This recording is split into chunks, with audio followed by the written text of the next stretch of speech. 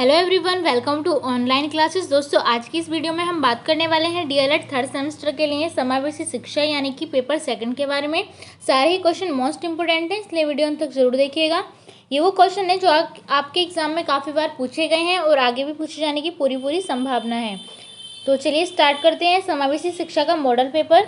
First question पूछा गया है, शैक्षिक समावेशन की परिभाषा लिखिए। यहाँ पर आपको शैक्षिक समावेशन की परिभाषा लिखनी है।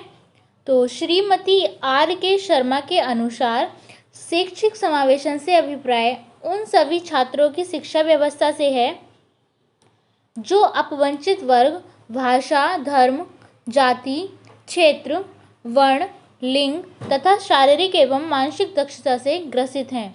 इस प्रकार के छात्रा प्रतिभाशाली एवं शारीरिक रूप से अक्षम दोनों ही रूप के हो सकते हैं। तो ये श्रीमती आर के शर्मा के अनुसार शैक्षिक समावेशन की परिभाषा है। आप इसे अच्छे से याद रखिएगा। नेक्स्ट क्वेश्चन पूछा गया है, शैक्षिक प्रशिक्षुओं का प्रशिक्षण अवधि में समावेशी शिक्षा पर आधारित प्रशिक्षण के 2 उद्देश्य बताइए। ये क्वेश्चन 2016 में पूछा जा चुका है और मोस्ट इम्पोर्टेंट क्वेश्चन है। तो चलिए इसका आंसर जान लेते हैं। शिक्षक प्रशिक्षण के पाठ्यक्रम में प्रशिक्षुओं के लिए इस समावेशित विषय को अध्ययन के लिए विशिष्ट दृष्टि से रखा गया है, जिससे भावी शिक्षकों के व्यवहार में विशेष आवश्यकता वाले बच्चों के प्रति संवेदनशीलता उत्पन्न हो सके और वे ऐसे बालकों को सामान्य बालकों के समान बनाने में अपना योगदान दे सकें।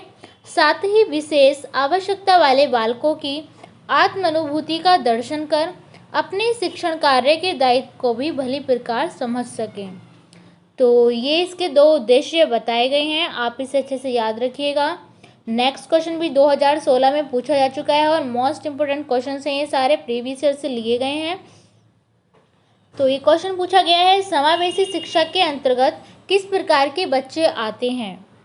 तो इसका उत्तर होगा, समावेशी शिक्षा के अंतर्गत विशेष आवश्यकता वाले बच्चे आते हैं जो कि शारीरिक मानसिक रूप से कमज़ोर होते हैं और क्षेत्र, लिंग, जाति आदि से भी संबंधित होते हैं।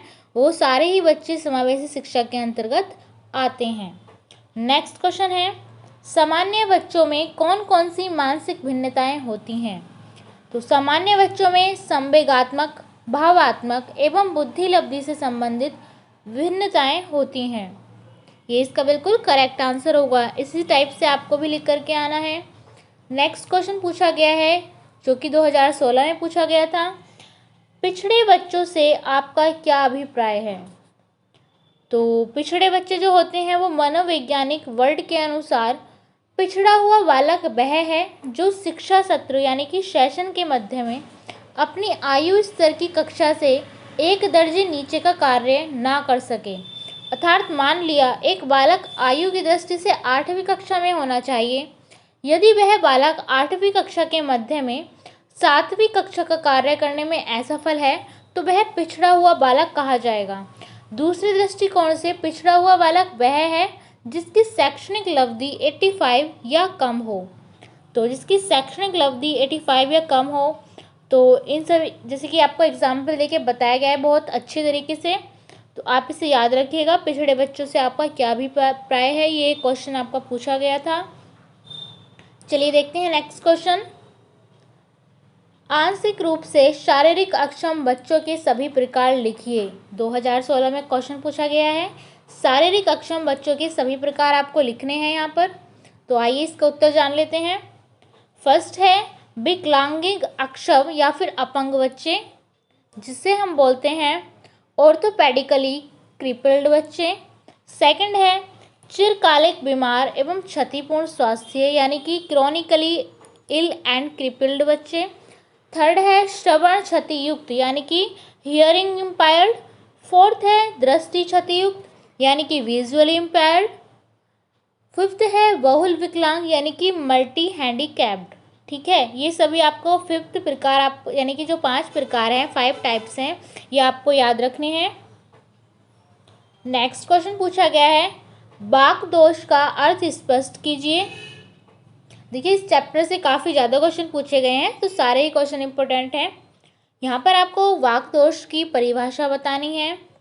तो इसका उत्तर होगा विकलांग बच्चों में वाणी दोष वाले बालक भी बहुत होते हैं।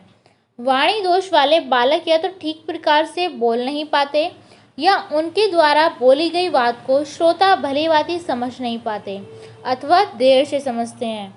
तो ये होता है आपका वाक दोष। नेक्स्ट क्वेश्चन है,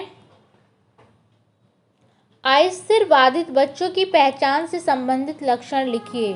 2016 में क्वेश्चन पूछा गया है।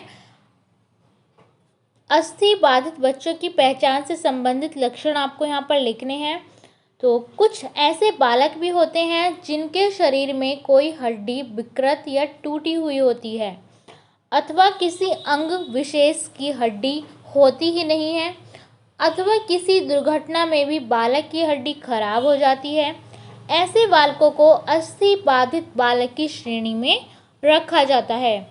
इस टाइप से आपको इसका आंसर लिख करके आना होगा। सिंपल सा क्वेश्चन है। नेक्स्ट क्वेश्चन है, असुविधा संपन्न समूह के अंतर्गत किस समूह के बच्चे आते हैं। 2016 में क्वेश्चन पूछा जा चुका है।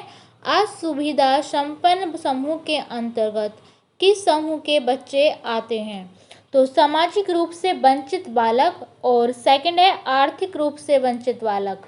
सामाजिक रूप से वंचित बालक और आर्थिक रूप से वंचित बालक असुविधा संपन्न समूह के अंतर्गत आते हैं।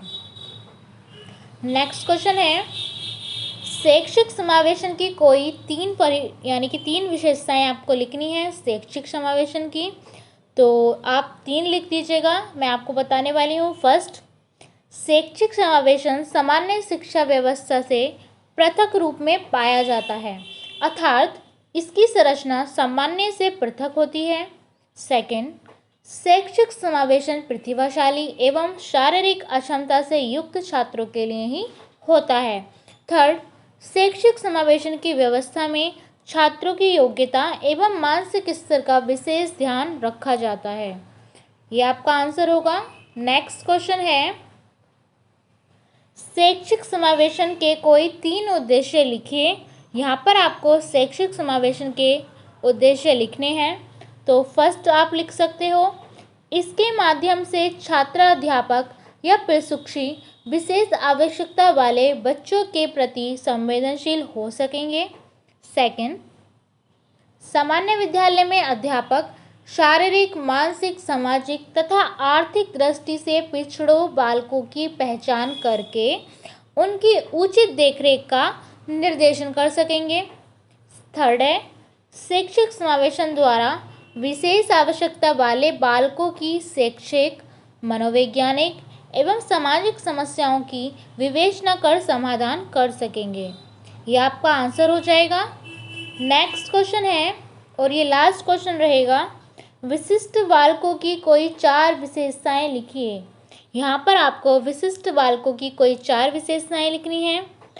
तो विशिष्ट बालकों के अंतर्गत प्रतिभाशाली बालकों में निम्नलिखित विशेषताएं परिलक्षित होती हैं।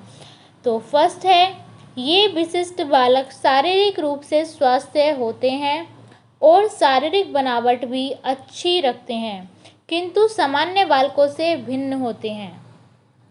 सेकंड, प्रतिभाशाली बालक मानसिक बीमारियों से ग्रस्त नहीं होते हैं।